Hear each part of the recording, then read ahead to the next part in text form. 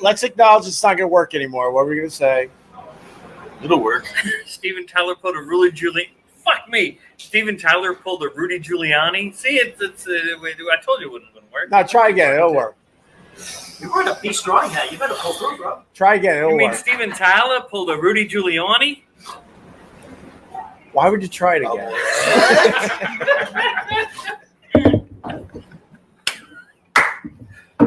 I fall for it every time. This episode of the Opie Radio Podcast sponsored by Manscaped.com. Get 20% off and free shipping with the code OPIE, OPIE at Manscaped.com. Howard Stern is announcing to the world that he is woke.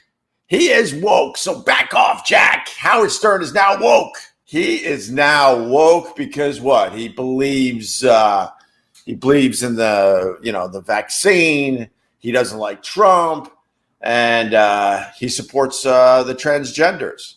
Yeah, not the worst talking points, I would have to say myself, but he is now woke. He's losing his mind. He's yelling and screaming at his critics.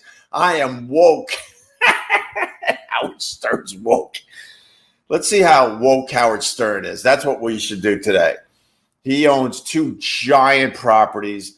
He owns two giant properties that might as well be like the Ritz-Carlton. He owns two of them. So, man, I was just talking about it yesterday. We got 160,000 unhoused immigrants here in New York City. 10,000 are being busted to the city a month. Let's see how woke Howie is. Is he opening up his Hamptons house to the immigrants? Is he opening up his other property to the immigrants? Because, if he was truly woke, he would make sure that these people had proper housing. Is he giving back any of his $80 billion a year that he makes? Because that would be the sign of a woke person. Howie's woke. Hey, cheers to Howie. He's woke. Oh, my God. I just love that he's losing his mind. Look, the real Howie that he's been hiding his entire radio career is on full display now. That's the real Howard Stern.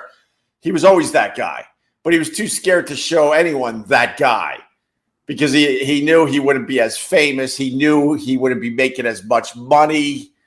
But now it doesn't matter. He's worth $650 million, I hear. He's in his 70s. So let's say he still has a long life. Let's say he does another 20 years, right? He would have to spend $30 million a year to go through all his money because he ain't going to give it to anybody else. So at this point, he has nothing to lose. So here's Howie. This is the real me. This is the guy. I've been this guy my entire life. This is who I was when I was in my basement. He has nothing to lose now. So now he's finally showing his true self. So God bless Howie. God bless Howard Stern. You demand today because you are woke. Are you woke? Oh, I am woke. Started with the Lauren Boebert. He was losing his mind. Inappropriate behavior in a movie theater, and he went off on that. Sure, it was inappropriate behavior, but who gives a crap? These people down in Washington, they're just. But instead of, finding the jokes, he went all in with that, and then people were attacking him, and now he's yelling and screaming that he is woke. Now everybody, this is the part that's not fair about the Howard Stern woke thing. Now they're finding all the stuff he said and did in the past. Oh, you're woke, are you? Well, this is what you said when Columbine hit. Oh, you're woke, are you? Here's 20 things you used to do to women to degrade them. Oh, you're woke then. Okay, well, here's all the times you wore blackface. That part of this is not fair.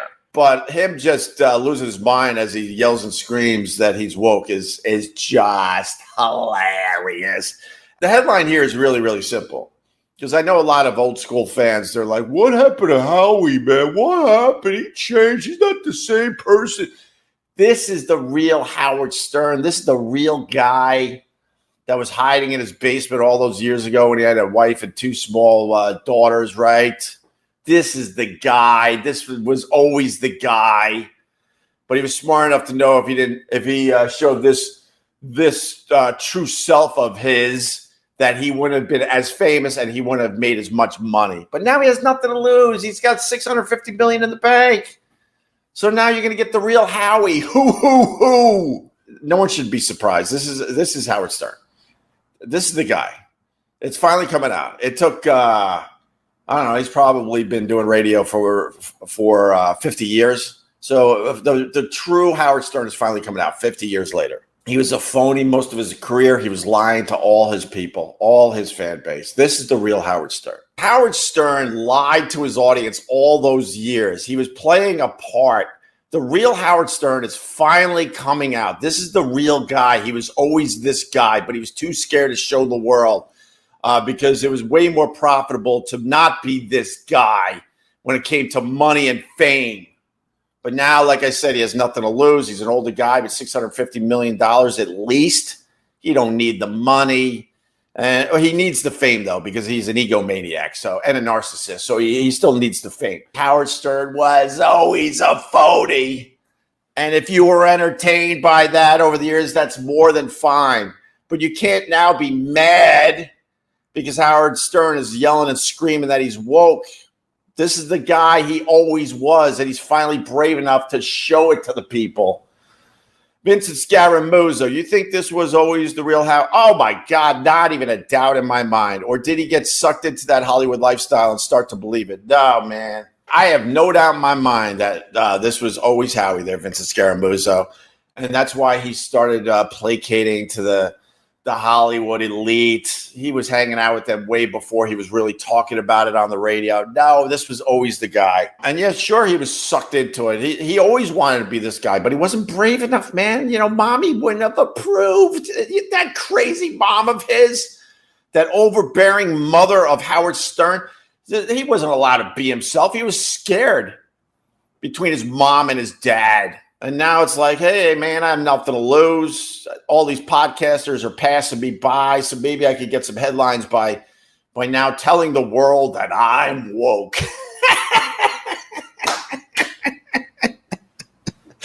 Oh, that's awesome. Oh, my God. It is just hilarious to me. He was playing a role his entire career. And then when he finally started letting go of that, that's when his fan base started. They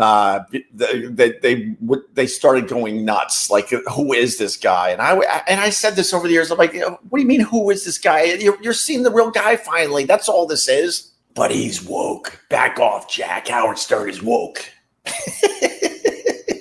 Howard Stern fooled you all those years. He was always a little liberal kid in his basement, probably wanted to go another way with some things in his life. I'll say it that way. But that overbearing mother and his dad wouldn't allow poor little Howie to be his true self. And now that his dad's gone, and now that he's in his 70s, and now that he's worth $650 million, now he can finally show his true self. Maybe he'll start, wearing different clothing soon. I would not be surprised. A lot of F. Howies coming in too. I would be bothered by that too. I would be bothered by that too. Look, it happened to me too. I'm not going to lie to you. I worked with a guy that finally showed his true colors. Anthony was always that guy. I honestly didn't know he was that guy for a very long time working with him, but it happened. It happened in my world too, where the real guy said, "F it, I can't fake this anymore," and there you go. I think in a lot of ways, Howard and Anthony are pretty similar. I think both those guys were very, very scared at first to really show their true selves. And boy, are both of them now showing their true selves. Oh, my God. On complete opposite sides of the spectrum, which is weird because Anthony absolutely was a Howard Stern fan. What was he saying, this stupid Louis C.K.? It's really bothering a lot of people today. If someone has the exact quote, could they put it in the chat? I usually look up stuff on my phone, but I'm using it for Instagram. But Louis basically saying that, America, what was he saying? America's too nice. We kind of need the chaos anyway. He's kind of for it. And I quickly jumped on that and said, look, it's easy. it's easy to say you're for this craziness that is going on with the illegal immigration and busloads of these people being, sent to your city, my city, everyone's city, when you have the means to avoid all of it. So, of course, Louis could say something like that because it's never going to bother him. I know it's not going to bother me for the most part. I live 500 feet above the streets, and I guarantee there's going to be no illegal immigrants in this building whatsoever. So it's easy for me to deal with it as well. But I got to call out the BS. Louis C.K. and what he said about this yesterday it's based on the fact that he has the means to avoid all of it. So, of course, he's going to say, the American could use the chaos anyway. We're too perfect, or we're too clean, or we're too nice. I got to find, someone's got to give me the exact quote in the chat room so I don't misrepresent that. But that drove me nuts yesterday. I'm like, what are you talking about? What are you talking? Obviously this is coming from a place where you don't have to deal with it at all. This Russell Brand, I think he's guilty as all hell. That is based on absolutely nothing because I haven't read one article on the whole damn thing, but I still think he's guilty as all hell. I don't know anything about the accusations. I haven't read anything about the accusations. I haven't watched anything on the TV or the social media about the accusations. With that said, I think Russell Brand is guilty as hell. Cheers. I said that because that's what everybody does. I literally have no idea. It's just based on my opinion, whether I like or hate the guy, or it's based on my opinion, what I believe in politically, whether I think the guy's innocent or guilty. That's why I did that, because we do that all the time. You see a story like, guilty. I'm like, oh, really? Guilty? What do you know about the case? Well, I don't know anything about the case, but I think he's guilty. Why?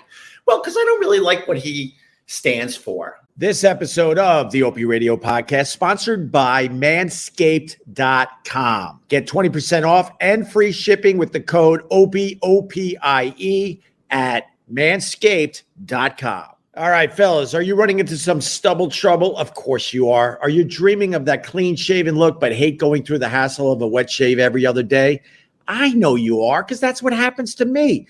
That's why we've partnered with Manscaped. The brand for below the waist is coming to save the beautiful face. Yes, sir. Manscaped now has beard products and is going a step further with the launch of their brand new Handyman electric face shaver. It's designed to give your face that smooth and chiseled finish without the mess of a traditional shave. Make sure to join the 9 million men worldwide who trust Manscaped with our exclusive offer. You go to manscaped.com, you use the code OPIE, OPIE to get 20% off and free shipping. Look, I love Manscaped so much that I was using their below-the-waist groomer to shave my face. Yes, I did. And then Manscaped's like, no, you don't have to do that anymore. We got a razor for your face. And if you got a little more scruff, Manscaped's Beard Hedger Pro Kit has everything you need to tame your mane. It features their signature Beard Hedger, cordless trimmer, rotary wheel that gives you 20 hair cutting lengths, all with one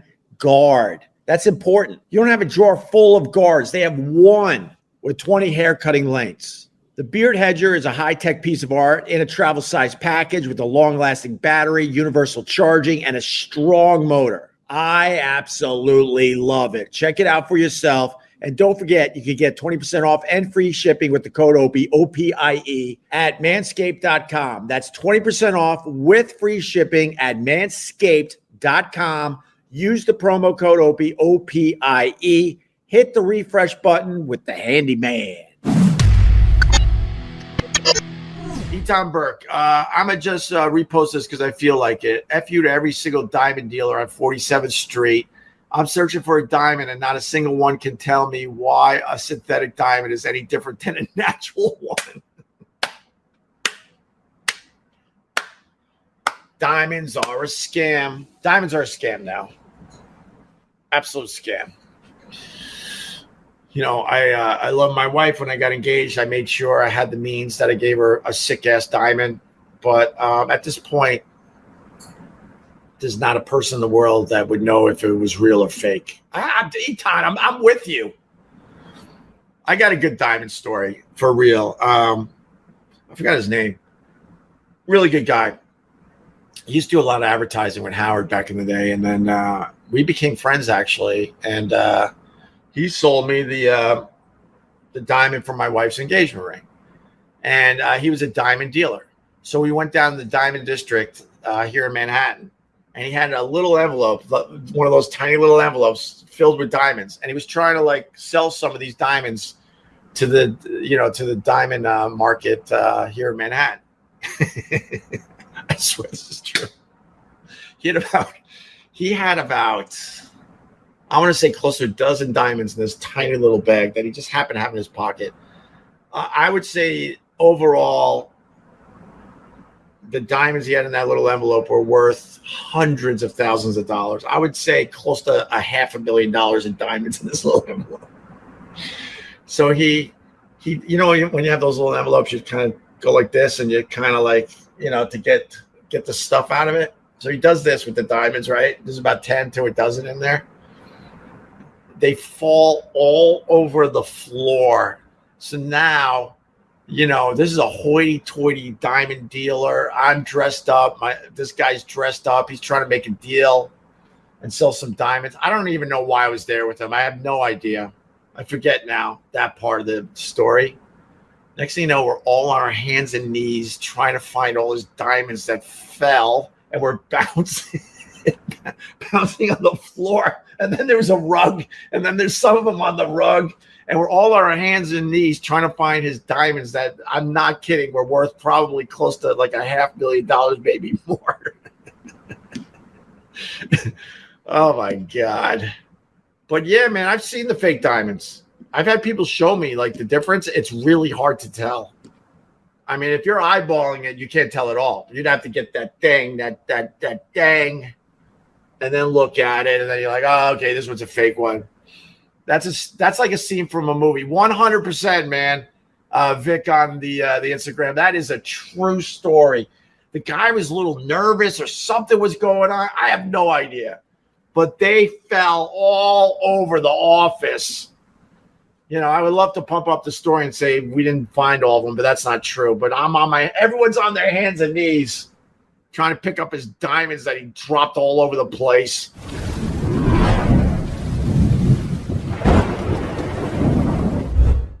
Eric, hey, Ope, did you see your boy Barry Williams is going to be on Dancing with the Stars? I think one of the best things you did on O&A is when you cold called Barry at 6 a.m. and scared the life out of him. We used to mess with Barry Williams. My greatest Barry Williams moment. Barry Williams is the real Greg Brady, if you need to know TikTok.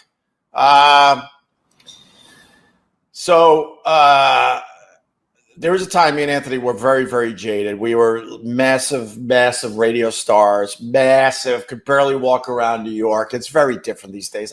I'll be the one to tell you that. Yes, I know it's very different these days. And we were a-holes. I was more of an a-hole than Anthony, certainly, but he had some a-hole in him as well. And I didn't want nice things around me. So the company, WNEW, they put a new rug in the studio.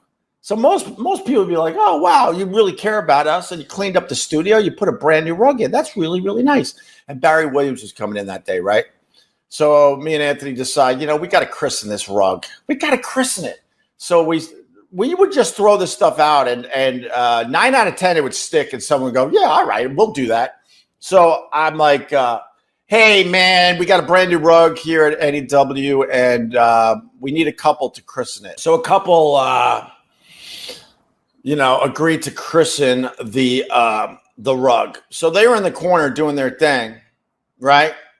Really doing their thing. They were doing a very good job with the christening. Very, very good job. And Barry Williams is in. And we're conducting a semi-real interview with Barry Williams, and we're asking him questions, and his eyes just kept going. And he was confused, and he goes, do you guys realize that couple is christening the rug? Oh, yeah, we know, Barry. We'll get to that later. And the couple's trying to get our attention, and they're really christening the rug. And Barry's like, anyway, yeah, so Alice was great to hang out with offset. That's my favorite Barry Williams memory. It just showed how jaded we were. Like, oh, yeah, they're doing their thing. Don't worry about them, Barry. We want to talk to you now, and we'll get to them.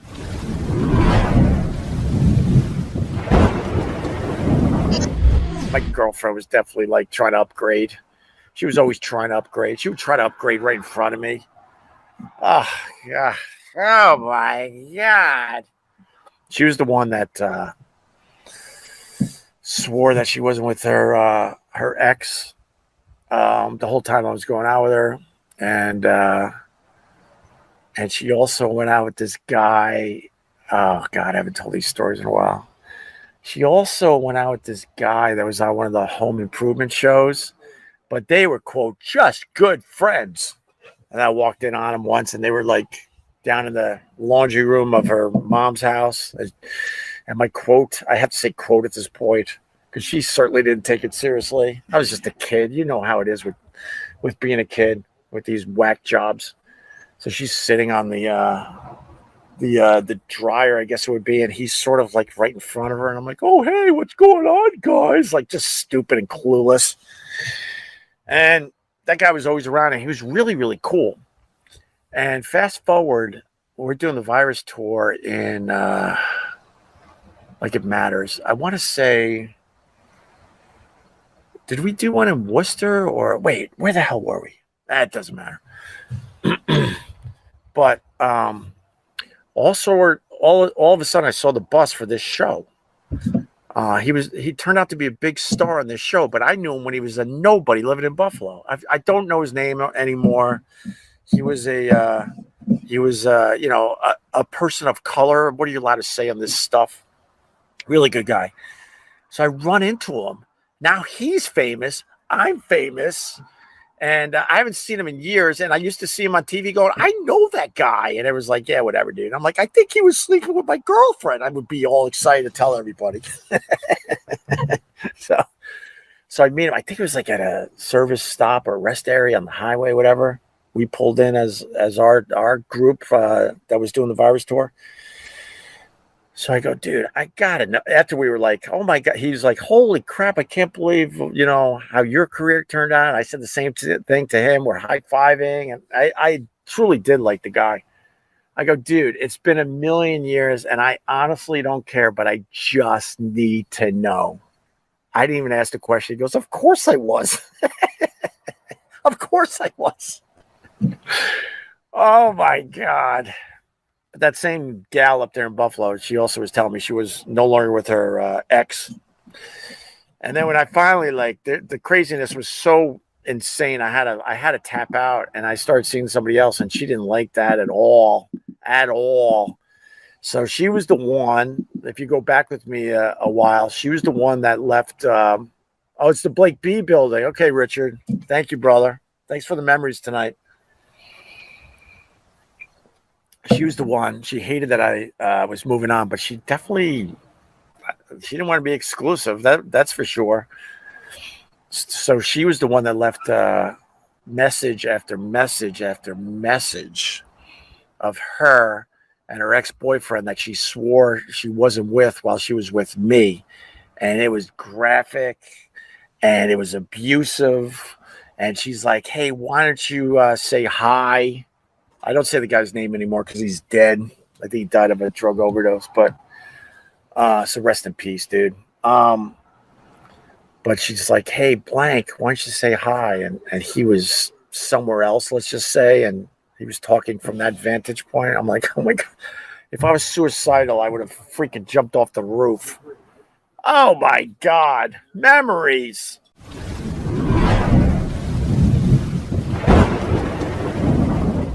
Patrice, there was a time he wasn't coming in as much, and then it turned out, he was obviously dealing with some health issues. And then one of the last appearances on our show, like I said, I need the timeline, but I feel like this might have been his last appearance or definitely close to his last appearance. He was in with Warren Haynes, and he basically was like, let's do a little something. Warren Haynes is an amazing musician, absolutely amazing. Government Mule's unbelievable. He played with the Allman Brothers forever. So, and Warren Haynes was a fan of Patrice O'Neal. So they did this together. It's haunting because Patrice did this at the end of his life, and here it is. And it's Warren Haynes to answer your question, Vegas. Gonna be Patrice O'Neal and Warren Haynes. Man, this is all spoken. Man, you know I've been enjoying things that kings and queens will never have. In fact, kings and queens can never get. And they don't even know about it. And good times, Great googly moogly. great googly moogly. I have had my fun. If I never get well no more,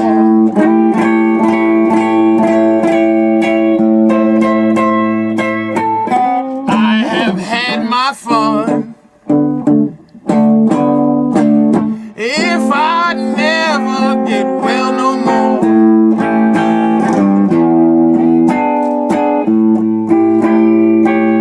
oh, my health is fading on. Oh yeah, I'm going down slow.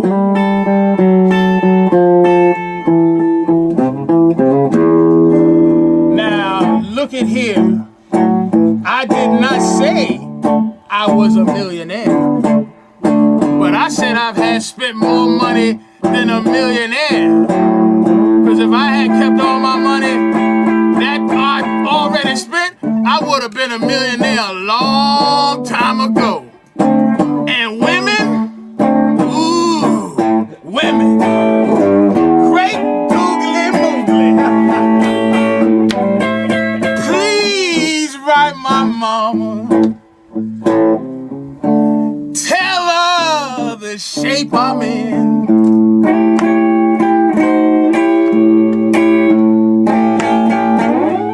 Please write my mama, tell her the shape I'm in.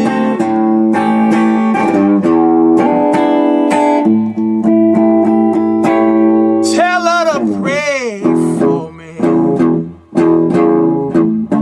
Forgive me for my sin.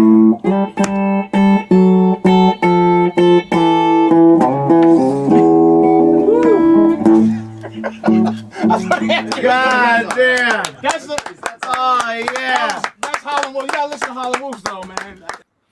Some Howlin' Wolf. Patrice O'Neal, Warren Haynes singing Howlin' Wolf. It doesn't get much better than that. And like I said, it was one of his last times he was on the show, if not his last time on the Opie and Anthony Show. Unbelievable. Just unbelievable. I remember getting a text. It was shortly after Patrice O'Neal died, and it was Dane Cook. He's like, I'm laying here in LA, and I just watched that particular video that we just played here. And he's like, I'm just bawling. I'm like, I know it freaking sucks. And he's like, and Dane Cook calls me, he's like, I miss him so much. I'm like, hey, you and me both, man. What a loss for comedy and honestly humanity. The guy was just so much fun wherever you went. So much fun. He was one of those guys where we're just walking through the airport when we're doing those virus tours. We flew with Patrice a lot, and just walking through the airport, and I'm sitting there like, I just want to film you all day long. Like, how do you have such great material that will never see the light of day on a stage? Like, you're only doing this for the 5 people in front of you right now. It's just killing. It's really a shame that he didn't hire somebody to just video him in his everyday life. It's really a shame because his stuff was just unbelievable all the time. Opie, do you believe in God? I surrender to God. I surrender to the concept of God. Do I believe in God the way they taught me when I was growing up? When I was growing up like a Catholic? Hell nah! Hell nah! But I surrender to the concept of a God. And for the people out there that say, but I know, no one knows. I think we have some good ideas maybe, but no one really knows. So do I believe in God? I believe in the concept of God. It's just our brains are our brains stink as human beings. I try to tell people, like, when I got into spirituality and like meditation and all that, you really start thinking outside the box a lot more. You're not a prisoner to your beliefs. No offense, if you're a religious person, you believe, that's great. Whatever gets you through this life. But when I started really getting into spirituality and meditation, I started feeling the walls come down where I could start thinking about an overall thing way better than like the nonsense of my religion is the only religion and all the other religions are stupid and they're all going to all that stuff. I'm like, goodbye. But what you learn is there's an intelligence to the universe that human beings barely tap into. Let's say the intelligence of the universe, which some experts would say is infinite, but let's just say it's here for lack of argument, like out to here. The human brain taps into about that much of the intelligence of the universe. That's why I surrender to the concept of God. We don't know crap. Oh, you think you know crap? Explain the concept of infinity. Explain that one. Explain how the universe began. Explain that one. Well, it happened with the Big Bang. Okay, the Big Bang. What was before the Big Bang? Nothingness, and then it turned into this. Like, our brains can't comprehend any of that crap. Well, it began where? The timeline of the universe. Where did it begin? Oh, it just began, did it? From absolute nothingness, did it? It's bizarre. Our brains can't handle it. We don't have the computing power and knowledge to fully understand any of that stuff. Boo, boo, boo, boo, boo, boo, boo. Radio. Boo, boo, boo, boo, boo, boo, boo. Boom, boom, boom, boom. Boo, boo, boo, boo, boo, boo.